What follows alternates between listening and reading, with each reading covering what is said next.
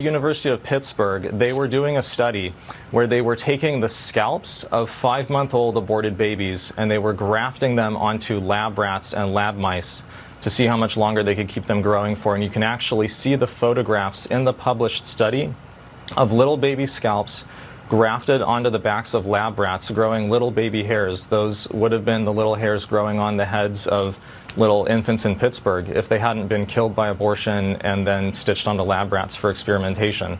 This study was funded by a grant, by multiple grants from the NIAID office, which is run by Dr. Anthony Fauci.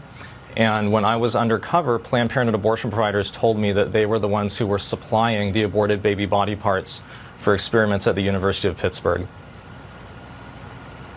It's one of those stories we almost hesitated to do because it is so grotesque, but it seemed like in the public interest to tell the truth about what's happening.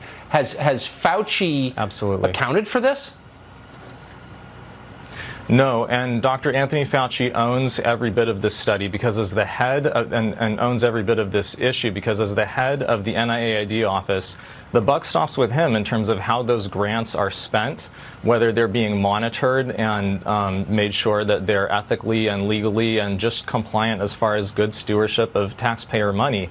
The fact that they were using scalps from 5-month-old aborted babies, that means that the heads of those children probably needed to be intact in order to get the scalps, which is an indication that those are either partial birth abortion or even infants delivered alive and whole. Did anybody at Dr. Fauci's office ever ask the researchers at Pittsburgh, hey, how are you getting those scalps? How are you getting whole scalps from the heads of fetuses without a partial birth abortion?